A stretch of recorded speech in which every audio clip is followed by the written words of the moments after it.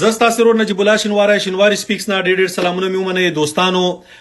ټي 10 لیگ په اړه ډېرو دوستانو غوښتنه کړې وه چې یو څو خبرې وکم. نو زه خو زیات د ټي 10 فین نه یم، در سره به شیر کم چې د دې هغه ګټې څه دي، تاوانونه یې څه دي.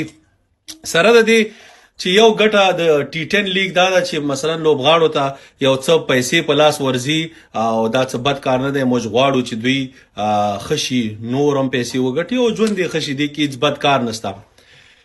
بل ښه کار دا دی چې دی کې مثلا نن رحمان الله ګربز صاحب چې 2 رنزې وکړې په 14 بالونو، زموږ ته هیله چې دی کنسیسټنټلی سکور کوي، 20 رنزې کوي، 15 کوي، خو دا کنسیسټنټ کوي چې د کې هغه مسل میموري هغه دغه راشي چې یو ځل د کانفیډنس هم ورکړي راشي، بیا هغې نه وروسته دا 20 15 30 دته هیڅ رنزې نه ښکاري.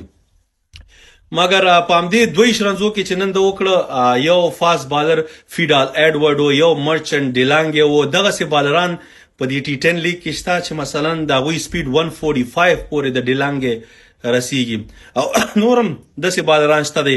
نو دا یو قسم ته پریکټس د دوی کیږي، کانفیډنس لیول یې پورته کیږي چې داسې بالران فیس کی. 11 میاشتې وروسته نړیوال جام په استرالیا کې دی، هغې دپاره ښه تیاری دی څومره چې زموږ بیټسمینان په لیگ کې لوبیږي.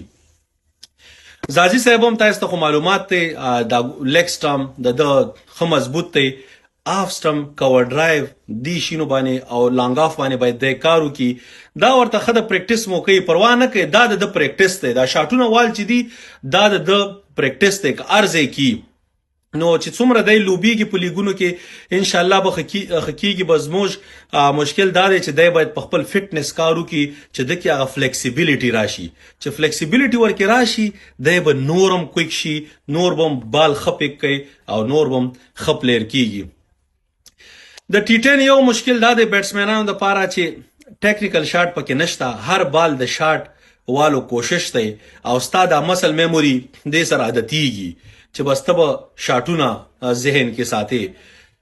دا د هغه پلیرانو دپاره ښه دی چې هغه شپږم، پنځم، اووم نمبر بیټینګ کوي، فینشرز دپاره بهترینه موقع ده. بالرانو دپاره نوین الحق صاحب نن وټسېده، فضل حق فاروقي بله ورځ ښه بالینګ کړی، دا پروا نه کوي، کله به راځي کله به ټسېږي. دا یو ښه ایکسپیرینس دی، اسم یو تجارتي لیګ دی، زموږ یې په څه که څوک یې ګټي او که بایلي، مګر ستا تجربه کیږي.